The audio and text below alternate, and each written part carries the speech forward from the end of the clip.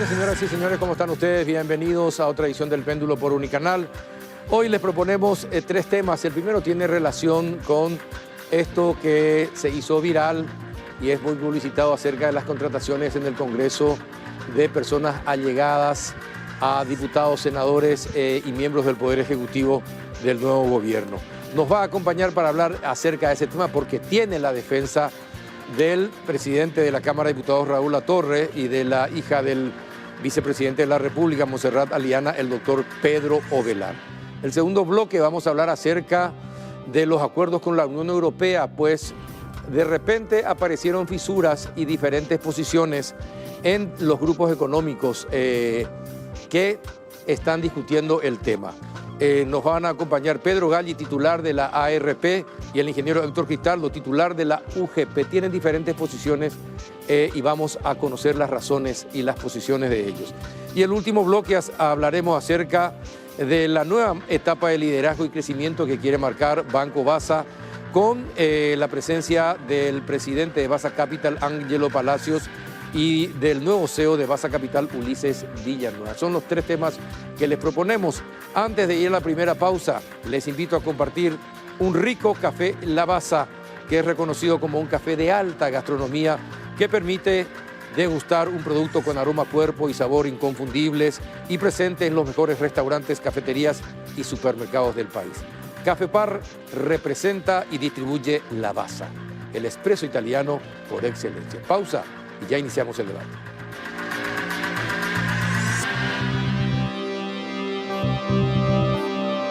¿Qué tal, doctor Pedro Ovelar? ¿Cómo anda? Buenas noches. Muy buenas noches, Carlos. Un gusto poder estar contigo nuevamente acá en el Péndulo. Gracias por aceptar la invitación, porque es un tema polémico el que vamos a tocar. Asumiste la defensa de la hija del vicepresidente de la República y del presidente de la Cámara de Diputados. ¿De qué le vas a defender? Y la verdad que esto tiene dos aspectos. Un aspecto jurídico y un aspecto político. Generalmente, cuando se entra a discutir políticamente, los temas jurídicos ceden ante esa situación, ¿verdad? Pero para mí sigue siendo importante aclarar que esta presentación de las denuncias tiene totalmente un fin político y carecen absolutamente de un sustento jurídico. ¿Qué es el sustento jurídico? Que las conductas de las personas a quienes represento no se encuadran dentro de un ilícito penal, de un tipo penal, de un artículo del Código Penal o de alguna ley especial que sancione esas conductas. Ahora, y usted que es abogado, a ver, ilústrenos también. ¿Cómo se llama las contrataciones que se hacen fuera de la ley?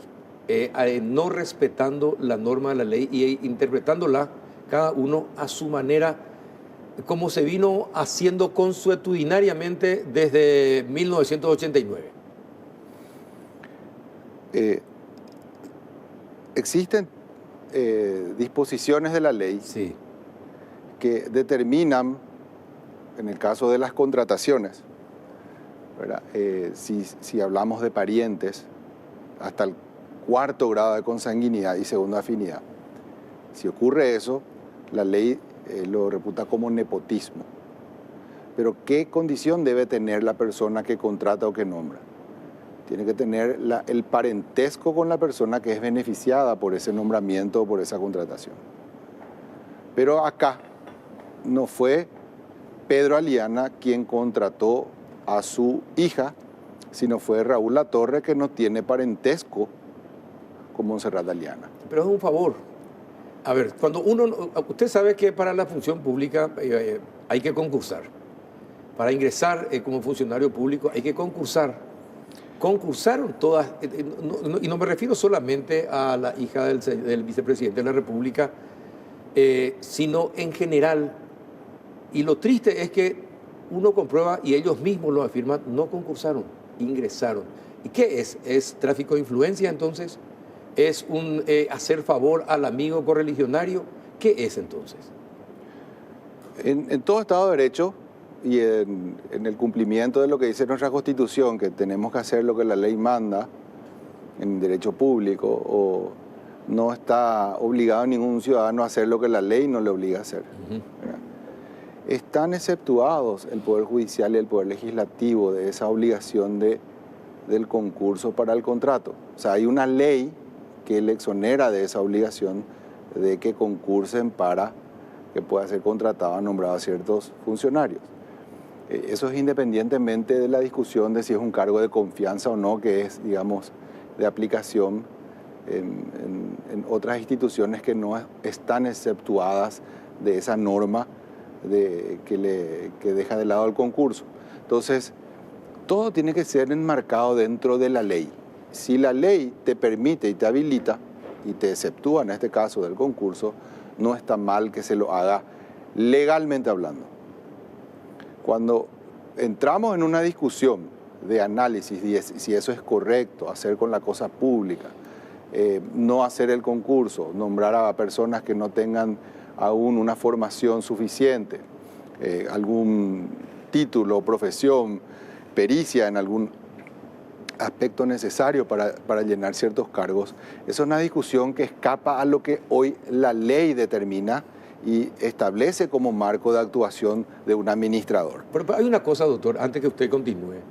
Todas las personas a quienes consultamos, y de esto yo particularmente consulto desde hace 20 años más o menos, porque en cada legislatura pregunto a cada director de recursos humanos o a cada presidente de Cámara de Diputados o senadores, le pregunto, ¿dónde está la norma que aplica y que justifique que un legislador que va ingresando lleve 3 a 5 personas de confianza, ya ingrese con 3 a 5 personas de confianza, que finalmente quedan después, ya son permanentes, no salen con la persona que ingresó en la legislatura por 5 años? Y le llevan a sus parientes o lo llevan a sus operadores políticos más aguerridos, por decirlo así, ¿verdad? Y se quedan allí. Entonces, nunca me explicaron dónde está la norma que justifique, y es algo consuetudinario, se practica, pero está mal, doctor. Carlos, para entender, la ley no le obliga a que hagan el concurso. Y existen muchísimas personas, tampoco yo voy a hablar de todas las administraciones y todo lo que ocurrió en el Parlamento en los últimos años, porque no es mi ámbito y no tengo el conocimiento de los hechos ahí acontecidos.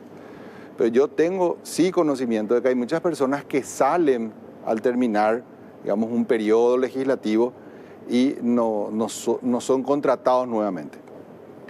Pero sí estoy de acuerdo contigo de que no existe un marco regulatorio que determine con claridad cómo se ingresa o con cuántos ingresaría un parlamentario. Porque lo lógico sería, como ocurre en otros países, que un parlamentario ingrese, tenga un cupo de personas para poder trabajar en su gabinete, porque tienen que venir personas de su confianza, porque no nos olvidemos, no es que puede venir, qué sé yo, porque si fuera un concurso y yo soy un parlamentario liberal, y en el concurso va un afiliado del Partido Colorado y viene a mi gabinete y yo tengo que estar compartiendo información que sea sensible tanto para el interés particular del partido como del propio legislador, entonces me parece razonable que venga con su propio equipo. Ahora, tiene que haber, digamos, un rubro para eso y el restante tiene que estar concursando para acceder a cada cargo. Estoy hablando en lo que debe ser de aquí para adelante, claro, y lo que se debe discutir. Eso deberían ser los asesores. Deberían ser los asesores. Y que hay que determinar también cuántos, qué formación debe tener, cuánto es, digamos, la matriz salarial que debe percibir. ¿Qué es un asesor? Un asesor es una persona que tiene conocimiento especial o pericia en determinadas cuestiones. Por ejemplo, puede ser un abogado, puede ser un administrador. Puede ser un administrador, puede ser un economista, claro, puede ser un médico, puede ser un ingeniero. Totalmente. Supongamos que un legislador esté en la en la Comisión de Obras Públicas, va a necesitar alguien que conozca de ese ámbito, ¿verdad? Entonces, toda esa situación se prestó en las últimas décadas, esa falta de reglamentación en que se maneje de esta manera como se vino manejando. Pero hay algo ¿verdad? más grave, doctor. Coincido con usted que así se maneja, coincidimos en eso, pero hay algo más grave. Todos desde hace 20 años son cargos de confianza. La excusa para la contratación de sus hijos y de sus parientes más cercanos o sus afiliados que trabajaron por su candidatura más fuertemente es el cargo de confianza. Pero el cargo de confianza está muy bien definida en la ley. Sí, pero yo por eso separo lo que es el cargo de confianza, es lo que es la exceptuación que da la ley a contratar conforme está establecido para el Parlamento. Porque hay una ley, digamos, creo que se llama la ley de Godoy, que establecía lo del tema del concurso, una ley. Sí. Y que luego a cada año esa ley se exceptúa de aplicación para el Parlamento y para el Poder Judicial. Si tienes conocimiento de que cada año en el presupuesto, bueno, una ley modifica otra ley. Si hay una ley que dice no se va a aplicar esta ley para estos cargos, pero yo no estoy diciendo que esté bien, estoy explicando, claro. ¿verdad? Después puedo decir lo que yo creo que está bien, ¿verdad? Y es lo que te estoy señalando, que tiene que haber una matriz salarial, tiene que haber un cupo determinado para los parlamentarios. Estoy de acuerdo que si un parlamentario quiere traer a su afiliado que le ha asistido en su campaña y tiene las condiciones y la capacidad prevista en la norma. Que tenga la idoneidad nomás. Absolutamente. Que tenga la idoneidad y la preparación. Ahora, se puede, pero ¿qué es lo más importante? Porque yo hoy vengo no en rol de parlamentario porque no lo soy, ni vengo a pontificar lo que debe ser, ¿verdad? Yo vengo a aclarar un tema también, Carlos.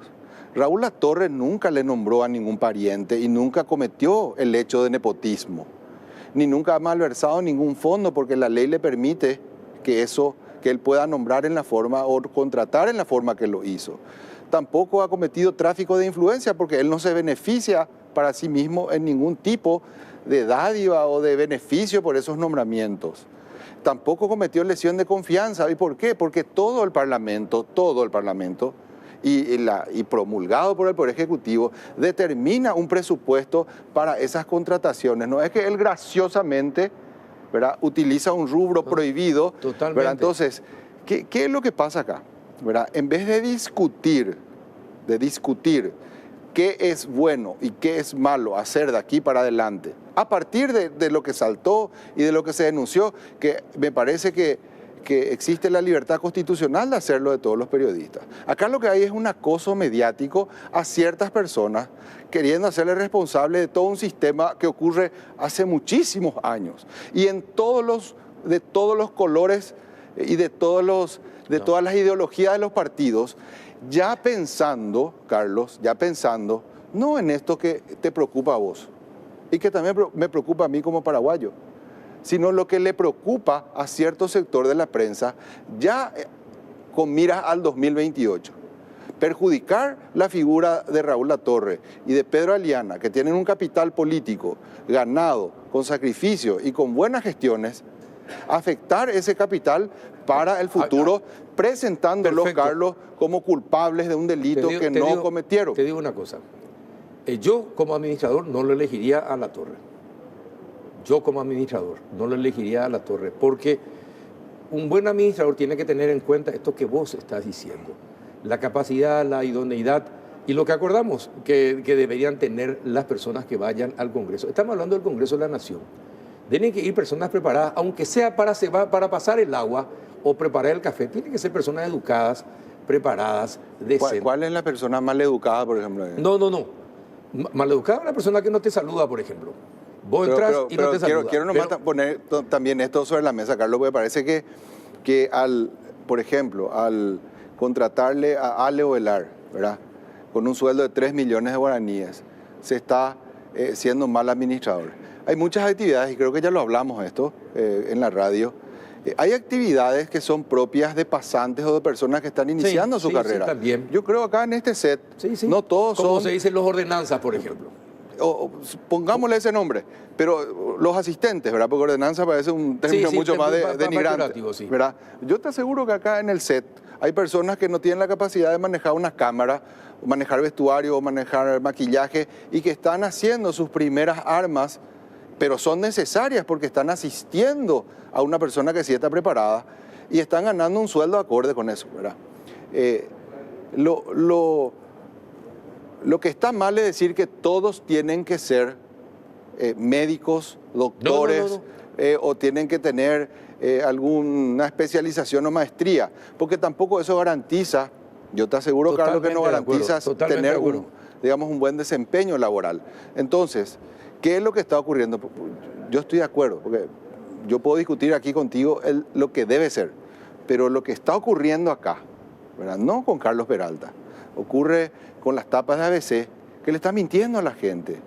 Y yo con esto no estoy diciendo que tiene que cerrarse ABC, como dijo algún candidato en algún momento, o se tiene que prohibir que ABC presente o saque sus publicaciones como las quiera sacar. Pero también tengo el derecho, como ciudadano, a decir, está mintiendo. ¿Y por qué está mintiendo? Porque dice nepotismo. La Fiscalía debe sancionar, debe procesar o debe condenar. ¿Por qué? Sobre la base de una ley que no prevé la conducta que ellos le están atribuyendo a mi cliente, a mi representado, tengo que decirle que está mintiendo y que lo que está haciendo es una campaña de desprestigio a personas con capital político y una campaña de desgobierno para la administración de Santiago Peña, porque están envenenados con hacer eso. Doctor, hay una cuestión que va más allá de las personas, de que sea liana, ¿no?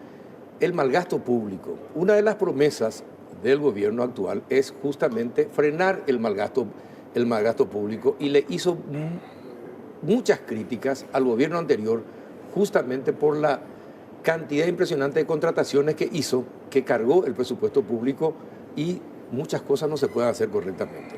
Entonces,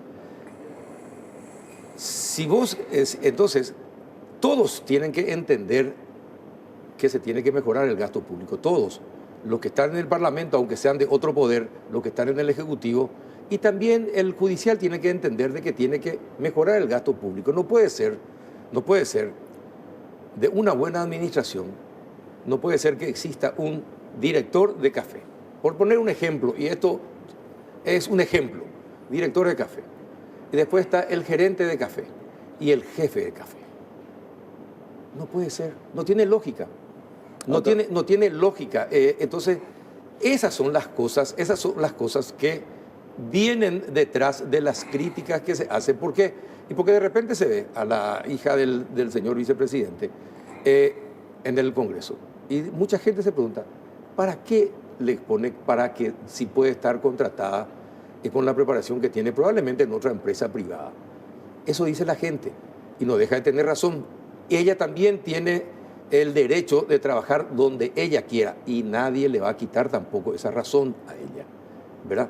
Pero se dan esas sumas, por una parte, el malgasto público, y reconocemos que existe el malgasto público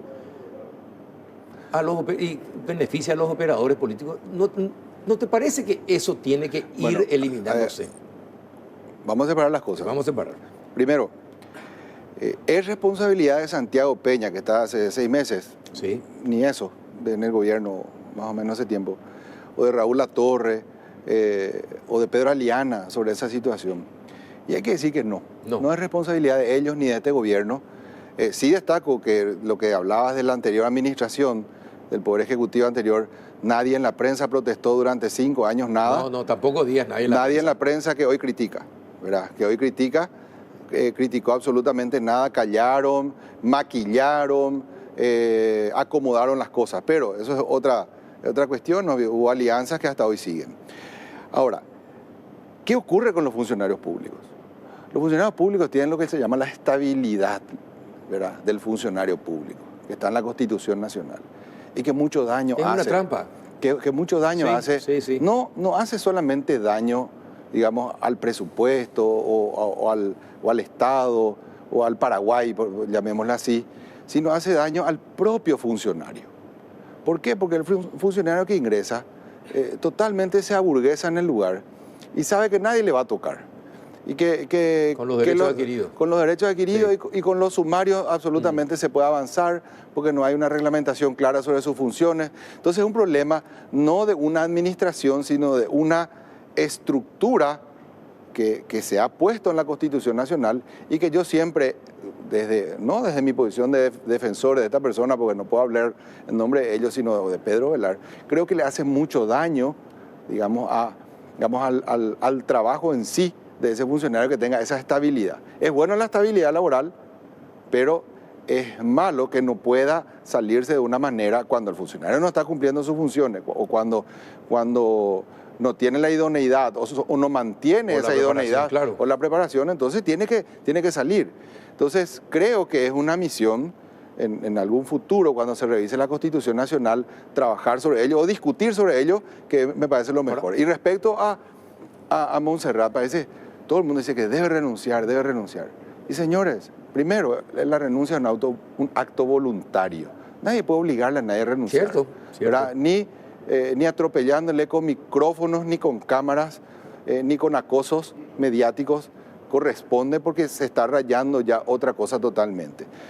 Pero quiero decir lo siguiente: cualquier ciudadano, te pasa a vos o me pasó a mí, ¿verdad? Tengo un hijo abogado, quiere seguir, digamos, el ejemplo quizás del padre, el bueno, el malo, pero digamos esa trayectoria del padre o de la madre en algunos casos, tiene interés el hijo en hacerlo. ¿Por qué se va a condenar a un Ale Velar o a una Montserrat Aliana, que no es que va por el beneficio salarial, sino va por una vocación, porque se siente identificada con su familia, con su padre, que se inició en la política o que hace política o trabaja en un ámbito político?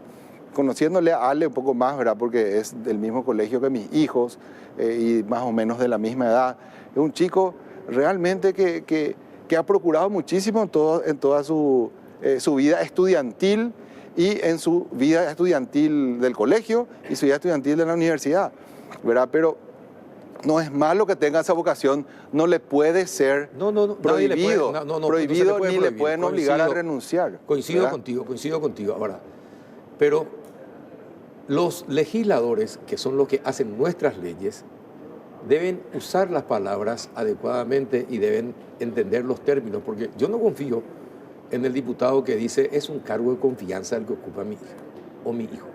Yo ya no confío en eso. Este es capaz de hacerte cualquier proyecto de ley. Si dice eso, si no conoce la ley y ni siquiera lee la ley. Pero con esa creencia se van. Entonces, ¿vos te das cuenta cómo se degrada la calidad del legislador cuando las personas electas para legislar nuestras leyes, lo primero que dicen, no, yo le llegó porque es un cargo de confianza? Es peligroso.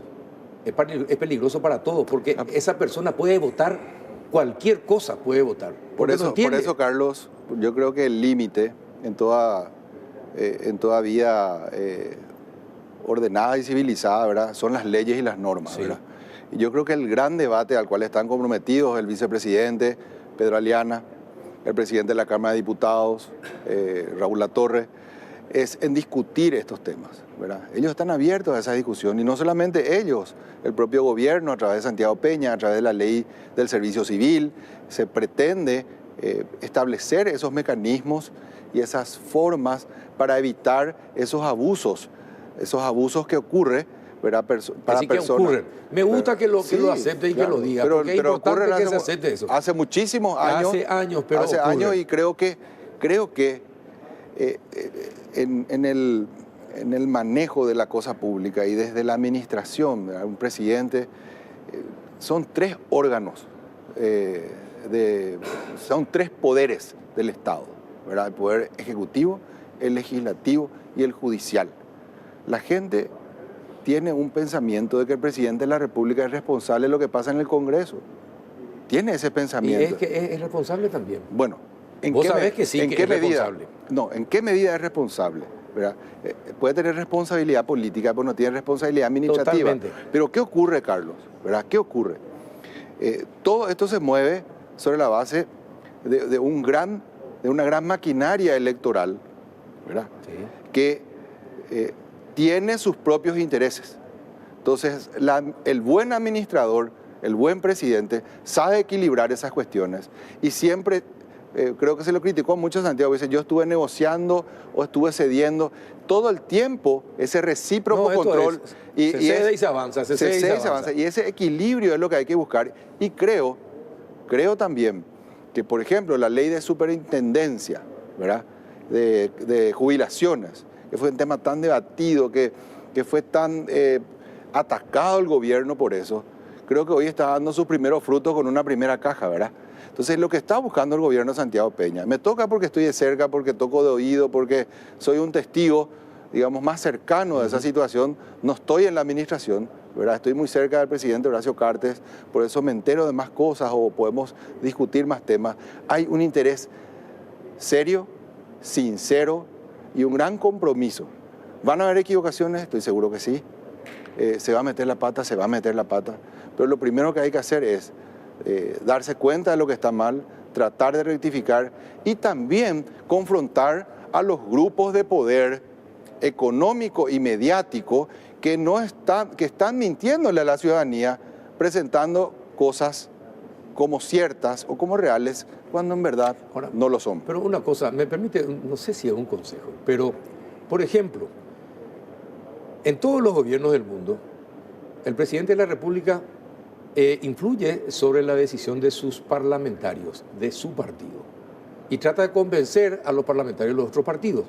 Eso es normal en el juego de la política, ¿verdad? Bueno, entonces, que marque el presidente de la República y siente algunas posiciones y diga, señores, vamos a usar mejor el gasto público, vamos a usar mejor. Definitivamente los asesores tienen que ser los más capaces, tienen que estar preparados, no podemos ya meter a los hijos, eviten, yo sé que les va a molestar, le puede decir, es una imaginación mía de cómo le puede hablar, ¿verdad?, a los diputados y senadores. Pero el Estado no es para que las familias vivan de eso con el sudor de todos los que tienen que trabajar en el país para que ellos tengan su salario. Usted sabe, hay familias en Paraguay que desde 1904 están en el presupuesto general de gasto de la nación. Desde 1904. Siguen, ¿verdad? ¿Y cómo estamos en el país? Necesitamos muchas cosas, necesitamos cambiar. El presidente puede recomendar a sus parlamentarios que orienten sus acciones de otra manera, cuando se da cuenta de que ahí están cometiendo errores. El presidente del partido, a su vez, puede aconsejar también a los afiliados que están en el Parlamento que tengan un comportamiento diferente y debido, porque necesitamos de más gestos de decencia, doctor, para empezar a confiar otra vez en la política. Absolutamente, Carlos. Yo creo que estoy de acuerdo contigo. Cuando yo soy una persona que se rinde ante la razón, si no sería un necio, yo creo que el compromiso del presidente es hacer eso, administrar correctamente, buscar los mecanismos y las formas. Y reitero, estas normas, por ejemplo, la ley que ahora se pretende modificar, la del Fonacide, ¿verdad? Con una mejor centralización de todo, ¿verdad? Me parece que es un gran paso también, buscando los puntos más sensibles. Es muy amplio el Estado, ¿verdad? Primero empezó con el tema de Tacumbú, ¿verdad? Fue una gran solución lo de Tacumbú, ¿verdad? Fue un golazo. Sí, ¿verdad? sí, sí. Fue un golazo porque era ya una cuestión insostenible. Me enteraba yo, ¿verdad?, de oído, como digo siempre, que las cárceles tenían totalmente ralentizadas, estaban en el anterior gobierno o en anteriores gobiernos, la construcción de las mismas, porque se crea una gran corrupción para mantener ese hacinamiento y esos privilegios dentro de Tacumbú. Pocos, claro, sí. Entonces, ese tipo de cosas se fueron rompiendo en este gobierno. El tema, por ejemplo, que en el anterior gobierno se prohibió los linces y lo único que se vio para el ciudadano de a pie, que los linces fueron una gran solución y se procuró y se hizo un gran esfuerzo, ¿verdad? Y se están logrando ciertos efectos positivos dentro de todo.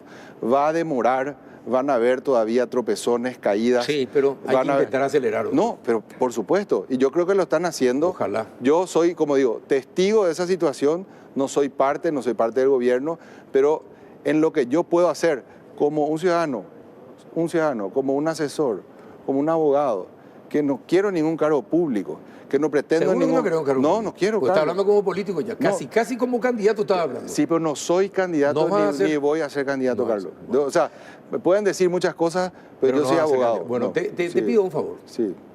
Te pido un favor. No te molestes por las tapas de los diarios. No te molestes. Si el que nada debe, nada teme. ¿Verdad? Si las cosas se hacen por derecha, no hay que temer las tapas de los diarios. No, en serio, no se molesten por eso. ¿Me permitís? Sí. Yo no me molesto. Absolutamente. Bueno, decirle a los que te contrataron que no se molesten entonces. No, nadie se molesta. Lo que yo te diría es que ellos no se molesten cuando yo digo, están mintiendo y están manipulando. Le puedo asegurar que tampoco se molestan. Bueno, entonces nadie Porque se es el molesta. juego, claro. Bueno, entonces, o sea, esa es la Constitución Nacional. Tienen la libertad de decir lo que quieran. Si cometen un delito y la persona se siente afectada, que no utilicen toda su fuerza de todos sus medios, ni las advertencias sobre un juez, sobre una cámara o sobre la corte. ¿Verdad? Que no se molesten. O que no utilicen y no se molesten. Yo no digo que tiene que prohibirse, ni me molesto.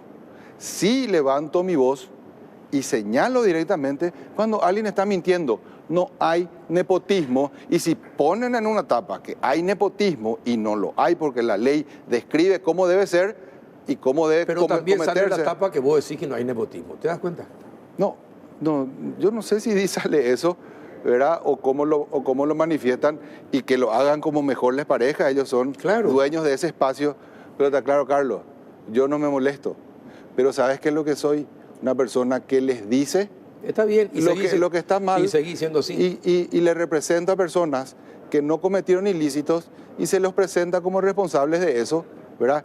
Y le dan destaque, y tampoco se molesten, que tampoco se molesten, pero Carlos, si digo que dan destaque a personas que hablan en nombre de la ciudadanía, y la ciudadanía no le dio más de 1.000 o 3.000 votos. Perfecto. ¿Verdad? Doctor, Me pero parece... decirle también a las personas a quienes Sí. defendés, al doctor Latorre, que trate de ser un excelente administrador y que trate que en la Cámara de Diputados aquellos cargos que él sabe que existen en demasía, que si es posible que lo vaya sacando del presupuesto. A todos nos va a convenir una buena administración. Carlos, yo creo que la gente que le conoce a Raúl Latorre, yo lo conozco, excelente ser humano, excelente profesional, un buen administrador, un gran político con un gran futuro. Y te aseguro Que va a ser. que él también hace un análisis para él y para lo que él representa y el grupo político representa, y mira para el futuro. Y por eso yo traigo sobre esta mesa su compromiso de analizar y de impulsar cualquier iniciativa que tenga por objeto discutir, replantear, reformular o determinar las matrices, las formas, los números que se vienen haciendo de antaño y que hoy que le se ponga un necesita coto. para el futuro, ¿verdad? Perfecto, doctor. Gracias por venir. Al contrario, Carlos, un gusto siempre compartir contigo. Ahora otro tema polémico, el de la Unión Europea, a la vuelta de la pausa.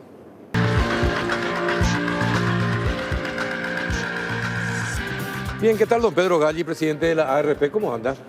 Muy bien, gracias por la invitación, No, Carlos. gracias por venir, don Pedro. ¿Qué tal, ingeniero doctor Cristaldo? Él ya es una figura conocida acá, prácticamente ya tiene un asiento acá en el péndulo. ¿Qué tal, ingeniero? ¿Cómo estás? Bien, buenas noches, Carlos, buenas noches, Pedro, buenas noches a la audiencia, un gusto compartir con ustedes. Bueno, les tengo que confesar, me sorprendió la divergencia que tienen respecto del acuerdo con la Unión Europea. Yo pensaba que estaban todos de acuerdo ustedes, pero conversando con usted por radio y con don Pedro por radio, de repente saltaron las divergencias. ¿Por qué? Ustedes ya nos explicaron, pero vuelvo a explicar, ¿por qué ustedes están en desacuerdo con firmar el Mercosur, Unión Europea? Bueno, tenemos la coincidencia es que nosotros creemos que todos los mercados tenemos que tener abiertos y poder venderle. Ahora, no a cualquier precio ni a un precio de sacrificio que frene el desarrollo del país. Entonces, Es una historia larga este tema. El Tratado de Libre Comercio es una Hace cosa más de 25 que años. se cerró en el 2019. Lo comercial está cerrado, los cupos, las cuotas, los aranceles, eso está cerrado. No se perfeccionó porque no aprobaron los parlamentos y no fue promulgado. Entonces, después de 4 años, en el 2023, en febrero, aparece la Unión Europea y dice, para que llevemos al Parlamento acá, trae un papelito, firmame este. Y ese papelito se llama Anexo de Sostenibilidad, donde tiene condiciones que, si uno lee el título, las letras grandes es una maravilla, pero empezar a leer las letras chicas y asusta. Entonces, si entra ese combo y a esos sumales, que en 31 de mayo del 23 ellos aprueban la ley, que es una ley de ellos, es legítimo, pueden hacer. ¿Cuándo entra en vigencia? Ya está aprobada, se va a aplicar el 1 de enero del 25, ya está vigente. Y hoy he visto que Francia va a postergar un año más. Sí. Porque ellos mismos tampoco pueden cumplir. Lo que pasa es que acá se hizo un enfoque de un objetivo sin mirar si eso era operativamente viable. Y ahí está la dificultad. Entonces está el acuerdo con el anexo, y el anexo es la cabeza de playa para meter la ley dentro del acuerdo. Y ahí viene nuestro temor, que si entra dentro del acuerdo los términos de esa ley, ese acuerdo va al Parlamento. Y si aprueba el Parlamento por la prelación de nuestro régimen constitucional, la Constitución, el acuerdo y después nuestras leyes. Y esa ley tiene varios artículos que discrepan o colisionan con nuestro marco legal. Por ejemplo, en la definición de bosque, acá es 2 hectáreas y 50% de cobertura foliar. En cambio, en la de ellos es media hectárea y 10%. Entonces, cualquier yaborá y cualquier rebrote de pastura ya van a considerar bosque. Por eso es complicado cuando comienza esa discrepancia. Y hay varios puntos más de discrepancia entre lo que dice nuestra ley. Paraguay permite el cambio de uso de suelo a través de un estudio técnico donde el Infona autoriza, el MADES hace un relevamiento ambiental y entre los dos autorizan a cambiar el uso de suelo y transformar un monte en pastura o en agricultura. En cambio, ellos no diferencian lo que es legal en Paraguay de lo que es ilegal. Para ellos cualquier cambio es ilegal. Entonces, esas son las dudas, cuál es la ley que va a regir. Y si está por encima de la nuestra, nos van a exigir.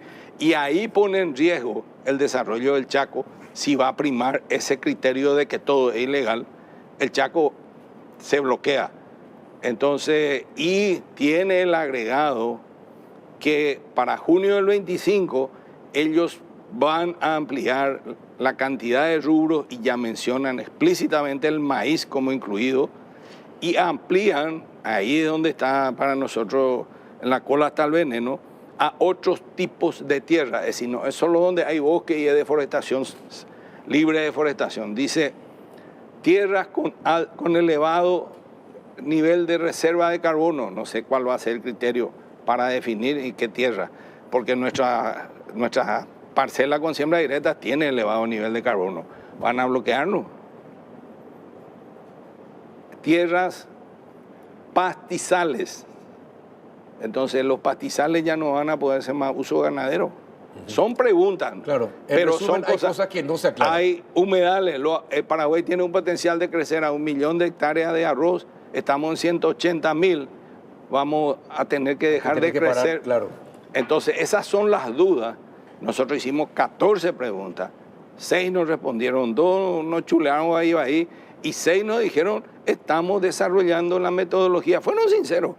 Estamos desarrollando la metodología y cuando tengamos definido le vamos a avisar. Claro. Pero el taxímetro está corriendo, nosotros tenemos que prepararnos y no sabemos para qué, si es para jugar fútbol, básquetbol o vóley. Perfecto. ¿Y la ARP, qué pasó? ¿La ARP no tendría problemas en firmar el acuerdo con Unión Europea y Mercosur? Es que hay que poner un poco las cosas en orden porque se mezcla todo en una bolsa, se sacude y la gente que no está familiarizada con este tema de repente interpreta de manera equivocada por falta de información, porque siempre estamos con ese temor los productores, nosotros vivimos de temores. Vivimos de temor al clima, de temor al precio, de temor a las contingencias. Justamente estábamos hablando recién con Teto de eso. Para nosotros la vida no es fácil ni no es tranquila. Entonces cualquier tipo de estas cosas genera un estado de tensión en general. Pero pongamos las cosas en orden. Tenemos por un lado el TLC, Tratado de Libre Comercio entre el Mercosur y la Unión Europea, que lleva casi 25 años Así ya mismo. de negociaciones. Como dijo recién Teto, en el 2019 nos pasamos la mano, ya está listo, está arreglado. De repente aparece otra vez dentro del capítulo de sostenibilidad ambiental, que yo le agregaron, lo que se conoce como adenda ambiental, donde ponen una serie de condiciones nuevamente que podrían atentar al desarrollo de nuestro país, al ser un tratado internacional. Ahora, se empezó a trabajar nuevamente desde Brasil, desde Paraguay, con la Cancillería para tratar de que esas exigencias no perjudiquen. Y ahí estamos trabajando con la Cancillería, está trabajando el Brasil, tratar de llegar a un acuerdo, porque hay que considerar también que un tratado de libre comercio de bloque, 28 países por otro lado, la segunda economía del mundo, con la sexta economía del mundo, del bloque del Mercosur, es un tratado inmenso que abarca todos los aspectos relativos a comercio, industria, servicios. Es un mundo de cosas y en general, finalmente lo que se va a evaluar es el balance de todo ese conjunto en la conveniencia o no de firmar el acuerdo entre los bloques. Un capítulo de esto es la parte agropecuaria, que es lo que nosotros nos afecta. Eso está por verse, puede ser que pasen otros 25 años, no sabemos, tenemos que estar atentos, tenemos que trabajar sobre eso. Estaba por estar, pero otra vez Francia... Claro, tiene problema Francia. Entonces, puede ser que pase 6 meses, puede pasar un año, 5. Y no debemos confundir con el reglamento de la Unión Europea 1115, que salió el 31 de mayo de 2023, que es una ley de la Comisión Europea, que es el legislativo de la Unión Europea, donde establece requisitos para los europeos con relación a la comercialización, importación o exportación de materias primas o productos que provengan de zonas que fueron deforestadas posteriormente al 2020. ¿Y de dónde sale esto? Porque en el Acuerdo de París se había establecido que para el 2020 se tenía que haber terminado la deforestación, que no se terminó. Entonces, en sus fundamentaciones, sabemos también que hay un trasfondo comercial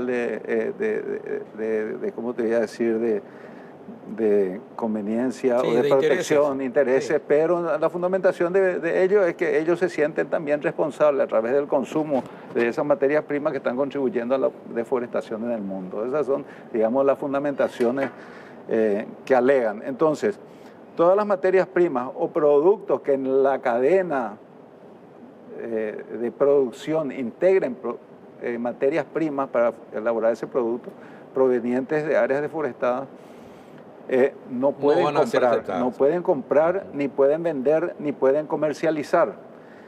Y para eso es ley, ya está vigente, va a entrar en vigencia para nosotros a partir de 2025. Entonces, todos los productos, nosotros hasta ahora están listados, hay un elenco de 7 productos, entre los cuales 3 nosotros nos vemos afectados, que son la carne y sus derivados, la soja y la madera. Pero son los productos estrella, entonces. Y el maíz ya está cantado el año que viene. viene. Está cantado los productos estrella, encima lo que... Y después está el café, cacao, el caucho y otros más, suman 7 productos. Ajá. Entonces, nosotros para poder exportar a Europa, para seguir comercializando con la Unión Europea, debemos demostrar que esos productos que nosotros le vendemos provienen de zonas que no fueron deforestadas después del 2020. Y para eso va a haber una serie de diligencia de vida, como le dicen ellos, para demostrar eso. Y ahí hay una conversación o se está tratando de establecer alguna plataforma de la manera que nosotros podamos demostrar eso y que ellos puedan aceptar nuestras certificaciones de que efectivamente proviene de zonas no desforestadas. Ahora, permíteme que te aclare. Sí. Esto es entre la Unión Europea y el comercio con la Unión Europea. No vale para el comercio con otros países porque surgió una preocupación de los productores, como nuestras leyes todavía permiten el cambio de uso de suelo, sobre todo en el Chaco, en la región oriental, ¿no? Que podemos seguir haciendo cambio de uso de tierra. Eso no nos impide seguir. Mientras no entre en el tratado. Mientras no va a ser exportada a la Unión Europea. Ahora, hay una pequeña divergencia con lo que dijo Teto acá, pero es cuestión de criterio jurídico, pero con relación a que eso va a afectar a nuestra legislación. Nosotros no estamos de acuerdo con eso. ¿Por qué? Básicamente, desde el punto de vista jurídico, por la pirámide de Kelsen, están por arriba de todo, sí, está la Constitución, luego los tratados internacionales, sí, luego las leyes. Sí. Está constituido de esa manera. Pero hay una herramienta que regula los tratados internacionales a nivel mundial, que es la Convención sobre el Derecho de los Tratados de Viena de 1969, que es la herramienta que establece cómo se van a hacer los tratados. Perfecto, pero me aclaran algo. ¿Cuánto es la producción del Chaco dentro de todo lo que es soja a ganadería en Paraguay para la exportación? No es la producción el problema, es el futuro. Y bueno, el Chaco es el 60% del territorio, está 2.7% de la población, se está invirtiendo miles de millones de dólares en infraestructura, tenemos 2 puentes, la nueva Traschaco, la bioceánica, y si vos no podés hacer cambio de uso de suelo de media hectárea, apenas vas a tu casa en el Chaco. ¿Cómo vamos a desarrollar el Chaco? Pero podés hacer, solamente que no podés vender a la Unión Europea. Está bien, pero no, hay que confundir. Si entra en el tratado y el ley está encima de nuestra ley. Eso es lo que estaba explicando y no terminé de explicar porque me interrumpiste. Bueno. Termine de explicar para entender. Sí, no, solamente si la ley, déjame terminar, si la ley europea queda fuera del tratado, entonces es un trato entre importador y exportador y que se pongan de acuerdo en las condiciones y el exportador que puede cumplir, que cumpla y que encuentre los clientes que le provean en Paraguay y exporta. Ahí no hay problema ni va a afectar el desarrollo. Pero si entra dentro del tratado, por eso el cuidado de que no entre en el tratado es el primer tiempo. El segundo tiempo es después cómo se administra, esa ley va a estar vigente y cómo se va a manejar el comercio con Europa sin tener esa ley metida dentro de nuestro marco jurídico. Por fuera, y una cuestión entre particulares, y hay que encontrar los mecanismos, que es la trazabilidad, que ellos, ahí está la diferencia. Ellos, la rural dice, la trazabilidad podemos hacer, y nosotros decimos, cuidado que no es tan así, sobre todo en grano. Sí, ahí siguen las diferencias en la confusión de la 1115 con el tratado. La 1115 viene a terminar siendo un comercio entre privados según la ley de la Unión Europea, que le obliga a los europeos a que ellos se aseguren que compren un producto proveniente de zonas no deforestadas, no le importa si es legal o ilegal. Ahora, en el tratado tampoco, según los tratados internacionales, generan obligaciones, pero entre las partes. Está bien claro y bien establecido en los tratados internacionales que, como te mencioné, el convenio de Viena de 1969, que establece en su artículo... Eso solamente obliga a Mercosur y Unión Europea. 26, no, claro, no obliga a Mercosur con Oriente o con otras regiones. El artículo 27 dice que te obliga a cumplir lo pactado. Entre pacta sunt servanda. Eso es un pacto, genera obligación. Sí. Pero el artículo 34 termina diciendo que eso no genera ni derechos ni obligaciones con terceros si no hay consentimiento de los demás.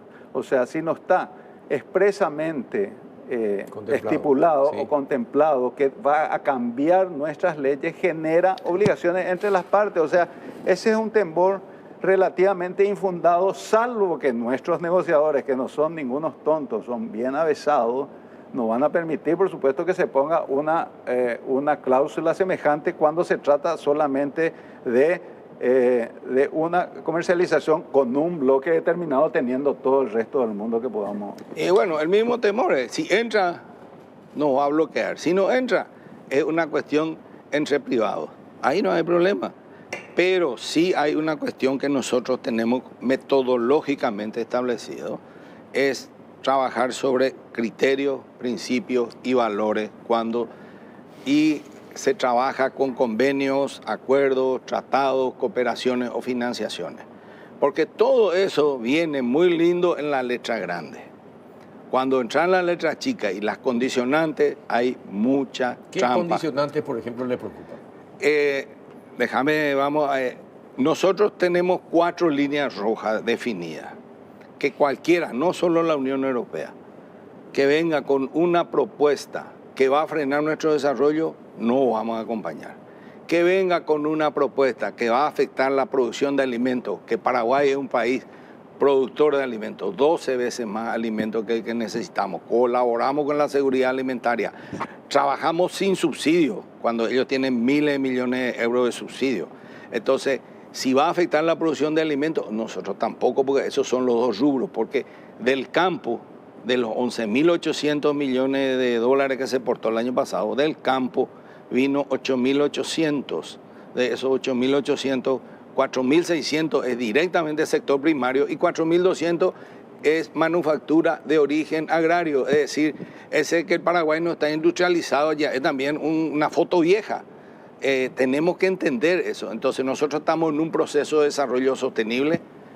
Nuestros ingresos, el 74% de la plata que entra en divisa al Paraguay viene del campo. Entonces tenemos que ser cautelosos y no firmar sin leer la letra chica. Yo no estoy hablando independientemente de la anécdota de la Comunidad Europea. Entonces tenés no afectar el desarrollo, no afectar la producción de alimentos, no generar barreras artificiales y, por último, que no vulneren nuestros marcos jurídicos. Se tiene que respetar nuestros marcos jurídicos. Con esos 3 criterios, nosotros analizamos cualquier documento que viene. Y eso es lo que está cuidando, y esta cuestión de la ley europea prende todas las luces rojas, porque hay muchas dudas. Nosotros le hicimos 14 preguntas. Primero, se basa en el principio, en la diligencia de vida. Y la diligencia de vida se basa en el principio precautorio, un principio que Paraguay no aceptó allá por el año 2000, cuando vino la discusión de lo transgénico. No aceptó en toda esta negociación, estaba controlando. No aceptó Escazú por ese mismo principio, y ahora nosotros vamos a aceptar. Hay que hacer el análisis de riesgo. No estoy haciendo juicio de valor si sí o no. Estoy señalando la peligrosidad de un método. ¿Por qué? Porque ese método es un análisis de riesgo donde no se basa en ciencia, sino en una sospecha, aunque no esté comprobada. Aclarar un poco, ¿qué es lo que vos decís, aceptar qué? No. Aceptar el tratado, aceptar el 1115. El 1115 tenemos, en el 1115 está la diligencia pero de vida. Nosotros no tenemos, nosotros no aceptamos, no aceptamos, eso ya está. No nos preguntaron nosotros. El problema nomás está bien, pero es de alto riesgo trabajar con Europa si va a usar esos criterios. Esa es nuestra posición.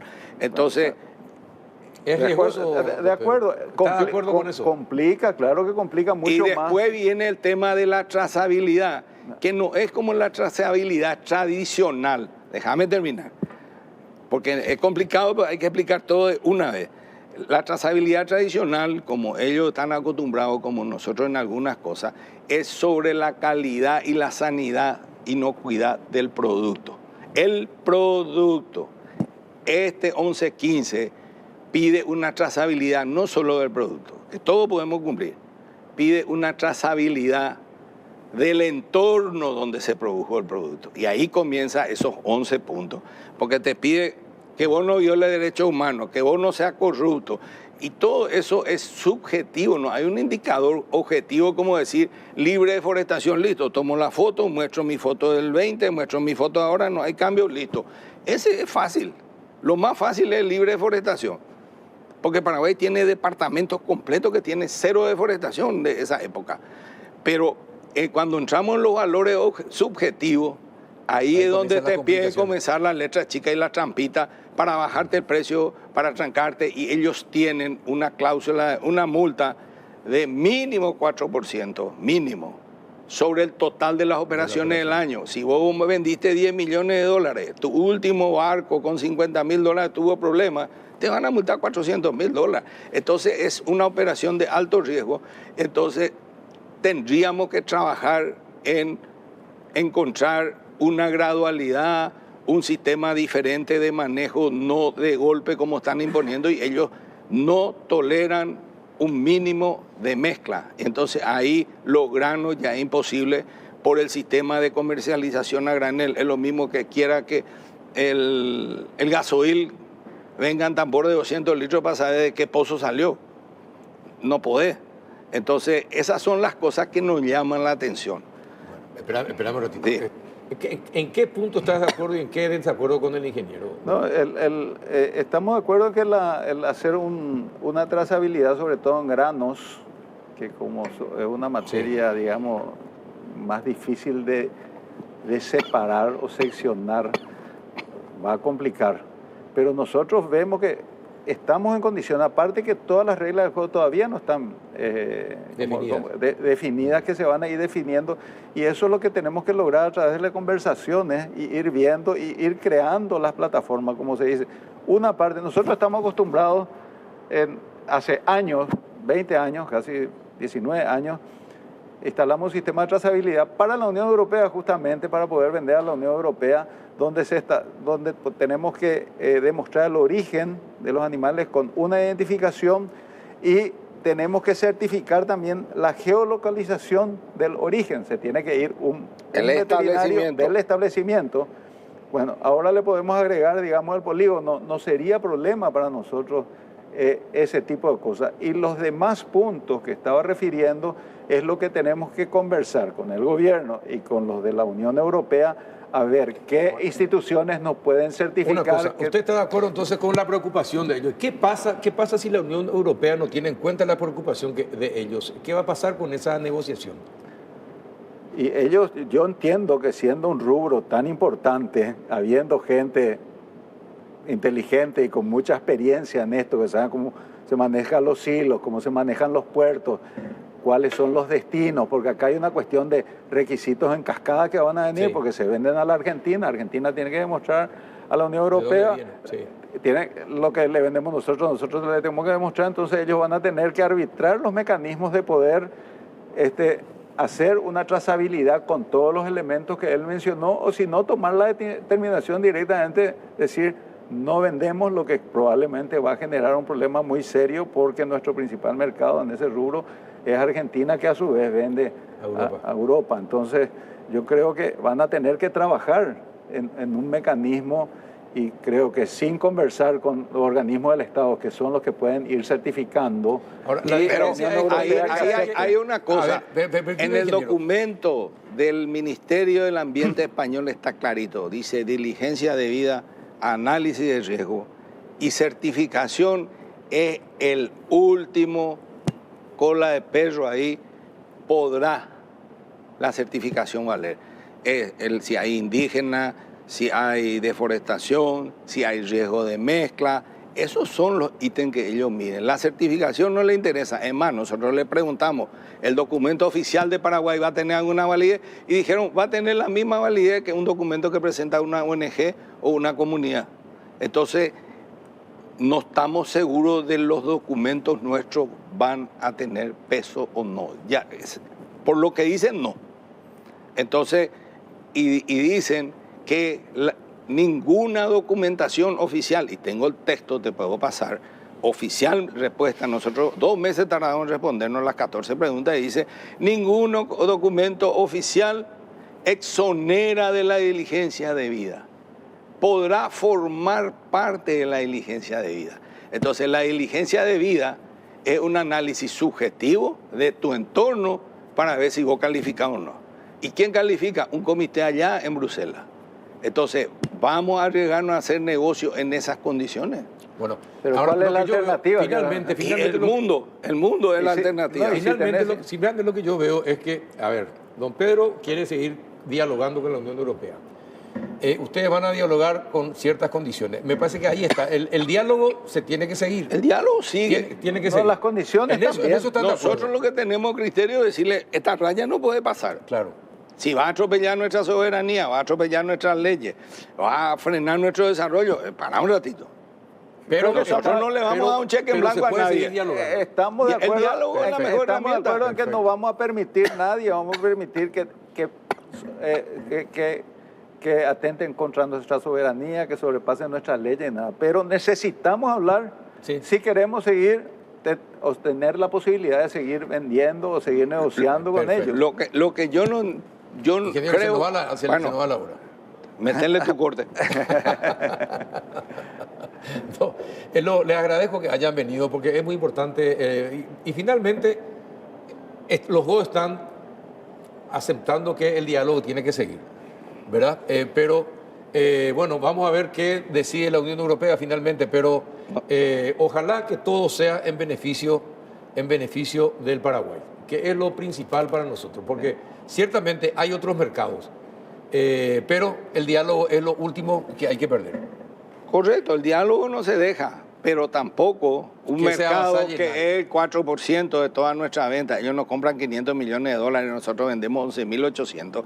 Venga a querer descomponer todo un esfuerzo de más de 20 años que hizo que Paraguay crezca su Producto Interno Bruto de 7.000 a 40.000 millones de dólares, que la pobreza baje del 57 al 25%, y ahora pone en riesgo la posibilidad de seguir participando de la cadena de valor de 264.000 agricultores que forman parte de la agricultura familiar campesina de menos de 50 hectáreas, que no van a tener posibilidad de hacer el polígono y el georreferenciamiento desde parcela, por parcela, no es por finca, Por parcela. desde 4 hectáreas.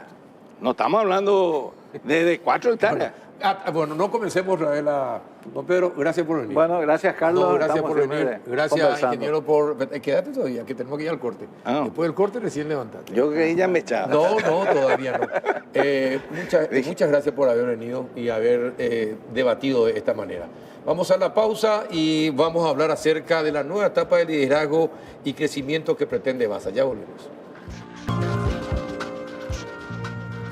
Muy bien, ya iniciamos el último bloque y saludamos a Ángelo Palacio, presidente de Vasa Capital. ¿Qué tal, don Ángelo? Buenas noches, ¿cómo estás? Un placer, Carlos. Gracias por tener tu programa. No, por favor, gracias por venir. Don Ulises Villanueva, CEO de Vasa Capital, ¿cómo anda? Muy bien, Carlos. Muchas gracias por este espacio y la oportunidad de poder estar en contacto con tu audiencia. Bueno, cuéntenos, ¿cómo van a hacer para marcar liderazgo y crecimiento en Vasa Capital?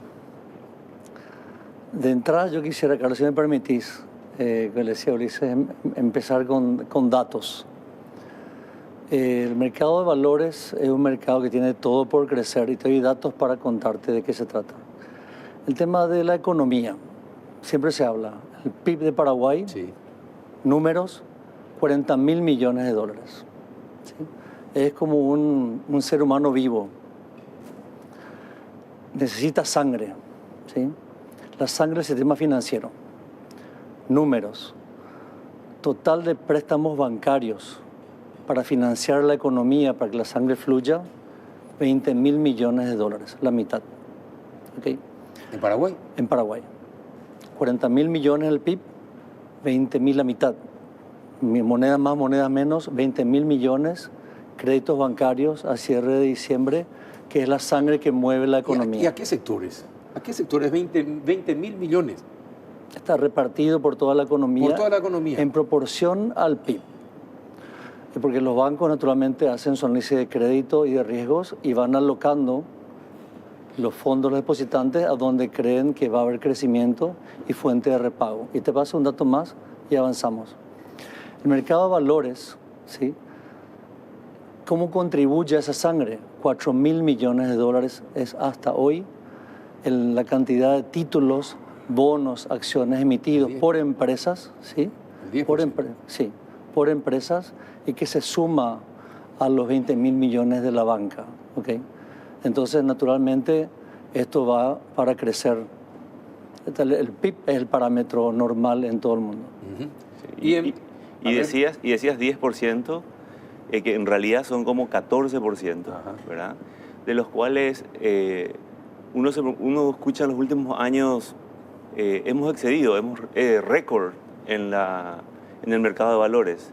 Lo que vamos a estar viendo en los próximos años es seguir rompiendo récords en Paraguay en mercado de valores.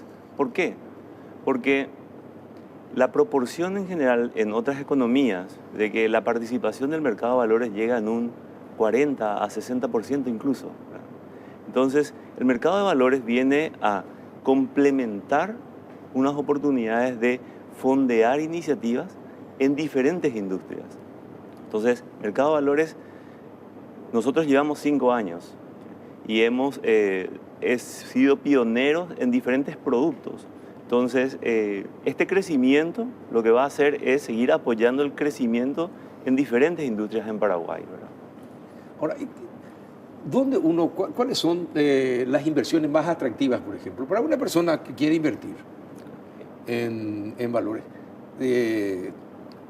¿Dónde tiene que invertir? ¿Para dónde tendría que, hoy Paraguay, teniendo en cuenta la situación actual de Paraguay, teniendo en cuenta cómo el mundo le ve a Paraguay, sí, ¿verdad? Teniendo en cuenta las inversiones que quieren venir a Paraguay? Esa es una de las fortalezas. ¿Cómo uno puede aprender a invertir en esas condiciones? Sí. Hay diversos productos y algunos números adicionales.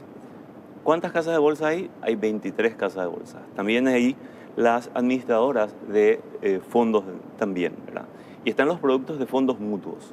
Y nosotros somos pioneros en fondos mutuos a la vista, tanto en guaraníes. Explíquenle a la gente de manera sencilla. En fondos mutuos, el fondo mutuos en guaraníes, y existe también en dólares, sí, es la oportunidad que tienen pequeños inversionistas de manera que puedan ir a un pool, generar un fondo, ¿verdad? Y que en la administración desde las casas de bolsa lograr inversiones y darle un rendimiento. Y esta oportunidad de invertir a la vista es uno de los principales atractivos que tiene. Nosotros hoy día, nuestro fondo ya ha superado los 500.000 millones de guaraníes. Entonces, y tenemos un esquema de suscripción muy sencilla a través de nuestras plataformas tecnológicas, y también pueden realizar lo que se denominan como rescates. O sea, y es un fondo a la vista. Yo requiero mis fondos el día de hoy hasta el mediodía y nosotros en unas horas tienen esos fondos. ¿Y cuál es el rendimiento que da ese tipo de inversiones? Quisiera ampliar un poquito más sobre tu pregunta anterior. O sea, ¿dónde es bueno invertir? Sí. Fundamental, hablemos contigo o un tío tuyo que nos presentes, ¿sí? Es preguntarle a él de entrada. Bueno, lo normal es que ante el mercado de valores, uno tiene, por decir, un 10 millones, 100 millones, va a la banca. Un CDA es conocido por todos. Okay. Los bancos hacen como una suerte de fondo mutuo, entiéndase el ejemplo, porque recibe fondos de...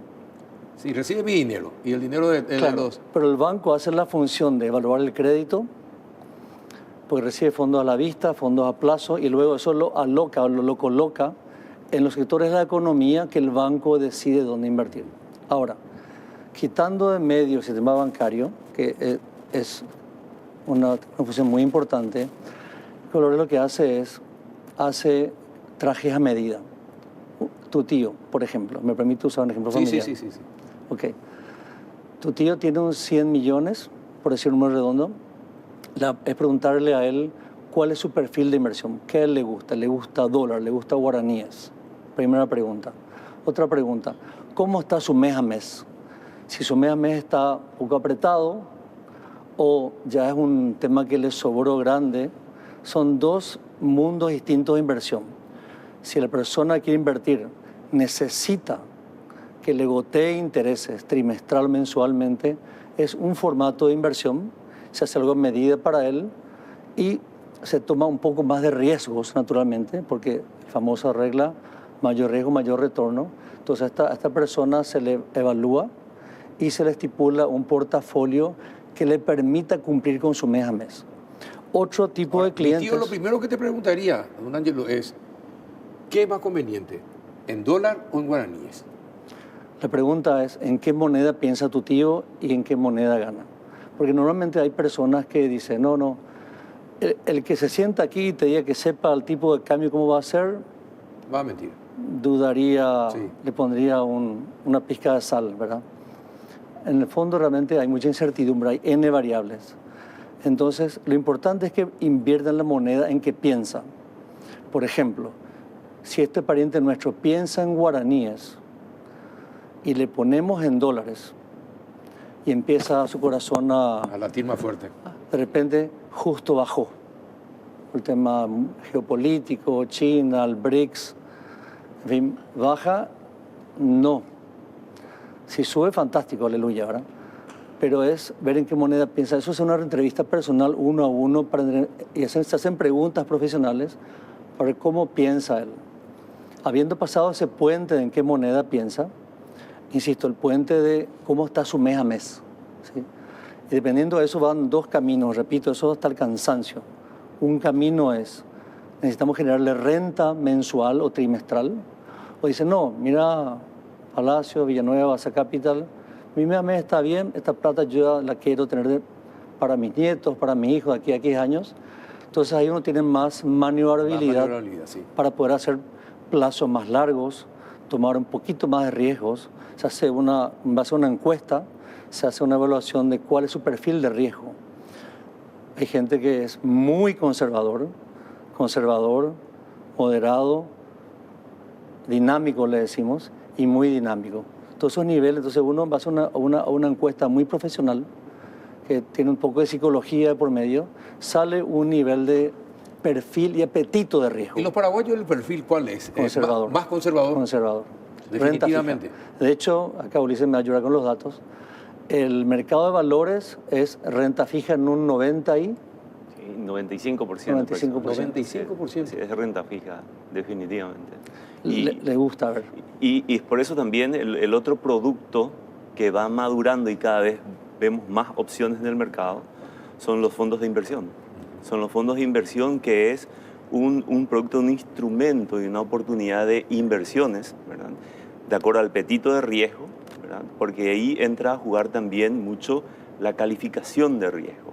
¿Verdad? Nosotros escuchamos mucho la calificación de riesgo de Paraguay, estamos a un paso de un grado de inversión, ¿verdad? Sí. A un paso. Entonces, ese mismo concepto aplica a nuestro mercado de valores. Es importante ver calificaciones triple B para arriba. ¿Por qué? Porque los inversionistas ven ese perfil, es un buen perfil de riesgo, entonces quieren invertir. De ahí la importancia de este grado de inversión nosotros como país. Y uno de los desafíos que tenemos en nuestro país es seguir profundizando un nivel de educación financiera. La educación financiera, exacto, no solamente, digamos, aquel del manejo de su salario en forma mensual, sí, definitivamente tenemos un montón de camino todavía por recorrer ahí, pero otro aspecto muy fundamental para que nuestro mercado de valores siga madurando y sigamos creando condiciones de mayor financiación de nuestro país, es un nivel de educación financiera más especializada. Porque el mercado de valores requiere eso. Y es más. Pero les pregunto a los dos, perdón que te interrumpa, por favor. Les pregunto a los dos. ¿Ese conservadurismo del paraguayo es producto de la falta de educación financiera? ¿Podría ser producto o es conservador nomás luego porque no quiere arriesgar? Es una suma de muchas cosas. Primero, luego en los colegios, uno se gradúa del colegio sin haber recibido ni una sola educación. Así mismo. En la universidad termina la facultad, la gente no sabe ni siquiera cómo cobrar, cómo llevar sus cuentas. Entonces, ese es un tema. Otro tema, sí, digamos, para la gente de nuestra generación, que ya vio eventos donde hubieron sorpresas, ¿no? Naturalmente, la regulación fue evolucionando y se creó el Fondo de Garantía de Depósitos. ¿Sí? Entonces, conservador, un poco por la falta de una educación formal financiera, y también por algunos recuerdos. Nosotros los padres, a veces pasamos a nuestros hijos, mira, mi hijo, tené cuidado, tal cosa. Entonces eso también hay que ir trabajándolo. Y una cosita que quería complementar, si me permitís, Carlos, es en el mercado de valores lo que existe es, o sea, la posibilidad que este ahorrista se encuentre directamente con el emisor de la deuda, ¿sí? Y normalmente, es decir, este inversionista, por decir, va a una entidad financiera, es decir, le ofrecen por su depósito 8%, ¿sí? Digo números redondos para modos didácticos. Le quiere un préstamo, va al banco, números redondos, depende del plazo, el riesgo y todo lo demás, digamos 12%. Si ellos se encuentran, promedio aritmético, 10%. El ahorrista consigue un 10% por su inversión, el prestamista consigue financiamiento al 10%. Ahora, el mercado de valores, como el banco hace el análisis de crédito, normalmente para el ahorrista, y el mercado de valores, existen las figuras, las calificadoras de riesgo y las auditoras, ¿sí? Entonces, naturalmente, toda empresa que va a venir a buscar capital más a mejor precio, incurre en unos gastos determinados que siempre son menores a la ventaja que consigue con la tasa. Entonces, califica, el inversor ve, este cliente es AAA, AA, y naturalmente hay una tasa de interés que va en función a mayor riesgo, mayor tasa y viceversa. Toda esa educación, francamente, hay mucho por hacer. De hecho, demasiado. Yo agradezco este espacio, Carlos, porque somos más de 20 colegas, Casa de Bolsa hoy día, todos estamos trabajando en que esto se dé a conocer. Imagínate, el número por crecer es 4.000 millones de títulos, 40.000 de PIB, hay todo por crecer. Hay todo por crecer, sí, efectivamente. Y son como, hoy día son como 130 emisores, y no perdamos de vista cuál es el volumen de empresas que tenemos hoy día en Paraguay. Son como 350.000 empresas, ¿verdad? De diferentes dimensiones, pero es como para dimensionar el tamaño de mercado que significa eso. Todo el esquema del mercado de valores lo que viene a hacer es a resolver una de las imperfecciones que tiene el mercado, que es básicamente aquel que tiene ciertos niveles de liquidez, al tener instrumentos de buena calidad, puede hacerlos líquidos, ¿verdad? Y sortear ciertos momentos de necesidades. Por eso se da una dinámica de compra-venta de instrumentos, y aún más lo importante, que tengan muy buenos perfiles de riesgos, ¿verdad? Entonces, las oportunidades en mercado de valores es enorme, más aún en nuestro país, en donde todo se está desarrollando y todo se está creando las condiciones de manera a poder apoyar diferentes industrias. Porque hoy día el mercado de valores tiene exposiciones y apoyo en todas las industrias. Ahora, el paraguayo tiene capacidad de iniciativa para generar dinero, para generar dinero a través de y creatividad para el trabajo, para la creación de industrias, para la inversión. Definitivamente. En algún momento tuve la oportunidad de participar en diferentes proyectos y veía la manera en que nosotros los paraguayos nos involucramos en las cosas que hacemos. Si bien se puede hablar de que, por ejemplo, nuestro vecino en Argentina tiene muy buena infraestructura en términos de por el tamaño de economía y demás, me tocó de cerca tener interacciones con colegas en Colombia que tienen muy buenos esquemas metodológicos de trabajo, pero sin embargo nosotros los paraguayos somos muy buenos implementadores, somos muy buenos haciendo las cosas. Siempre escuchamos a los paraguayos cuando salen fuera del país, el destaque que tiene por el trabajo, la entrega y la iniciativa. Y vemos también compatriotas que vuelven y tienen iniciativas de negocios increíbles, ¿verdad? Entonces, definitivamente sí, hay cosas, podemos mirar incluso cómo se van desarrollando las pequeñas y medianas empresas, ¿verdad? Y díganme, ¿cómo ven la fusión de los bancos? ¿Cómo eso afecta a la gente, la fusión o absorción de bancos, por ejemplo? ¿De manera positiva o le hace dudar? No, eso es una evidencia real de que nuestro sistema financiero paraguayo viene madurando, ¿verdad? Porque si repasamos años atrás, veíamos que ¿quiénes daban la oportunidad de apoyar emprendimientos? Solo los bancos, ¿verdad? Sin embargo, hoy día estamos empezando a ver casas de bolsas, ¿verdad? Fondos de inversiones, vemos compañías de seguros, corredoras de seguro. Entonces se está viendo un fenómeno de que cada vez se van consolidando más los grupos financieros. Y eso es muy importante porque es cada grupo financiero que se vaya formando es un complemento dentro de la estructura del mercado. Claro. Hace más eficiente. Claro, ¿y cómo Exacto. ven la aparición de nuevos jugadores? Porque se nota también que hay, creo que AZ también va a tener su banco.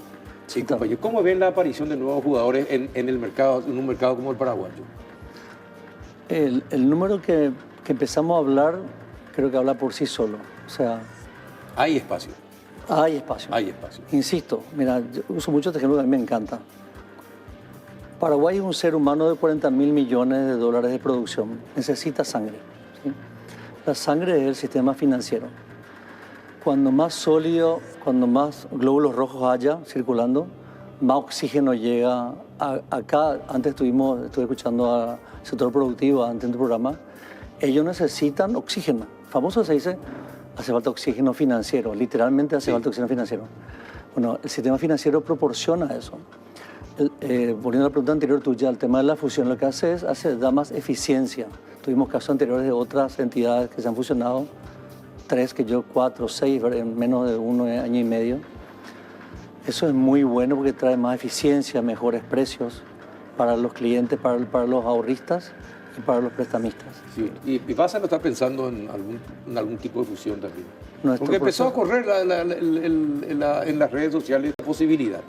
Orgánico, nuestro plan es orgánico, ir creciendo como lo hicimos hasta ahora.